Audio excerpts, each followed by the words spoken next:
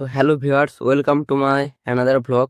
তো এই গোলাপ গাছগুলো আমি আগে লাগিয়েছিলাম, তোমরা সেগুলো দেখেছিলে আমার আগের একটা ভিডিওতে, যে গোলাপ গাছ পটিংয়ের ভিডিও। তো গাছগুলো দেখো এখন কতটা ভালো গ্রোথ হয়েছে।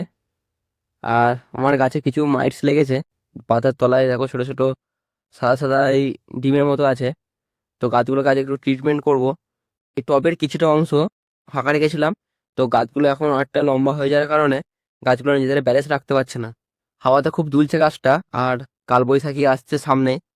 আর ঝড়েতে যদি কোনোদিনও বাই চান্স গাছটা ভেঙে যায়, তো সেই জন্য গাছগুলোতে একটু সাপোর্ট দেবো, এরকম লাঠির সাহায্যে গাছগুলোকে সাপোর্ট দেবো। দেখো গাছের গোড়ার মাটিগুলো পুড়ে নিয়েছি। তো এরপর এখানে দেবো এই 10-26, খুব একদম অল্প পরিমাণে 7 থেকে 8 দানা মতো 10-26 নিয়ে টবের গায়ে গায়ে ছড়িয়ে দেবো এগুলো। গাছের গোড়ায় একদম দেওয়া যাবে না, লক্ষ্য রাখতে হবে গাছের গোড়ায় যেন 10-26 না পড়ে। তো তারপরে এই ফাঁকা অংশটাকে এই মাটির সাহায্যে আবার ভরাট করে দেবো। তো দেখো এই ফাঁকা অংশটাকে মাটির সাহায্যে ভরাট করে দিয়েছি। এবার এরকম একটা লাঠির সাহায্যে গাছটাকে সাপোর্ট দিতে হবে।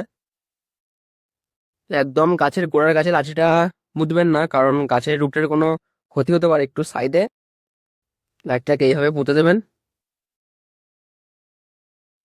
ও তারপরে এই দড়ির সাহায্যে গাছগুলোকে এইভাবে বেঁধে দিচ্ছি আমি, যাতে কালবৈশাখীর ঝড়ে গাছগুলোর কোনো ক্ষতি না হয়।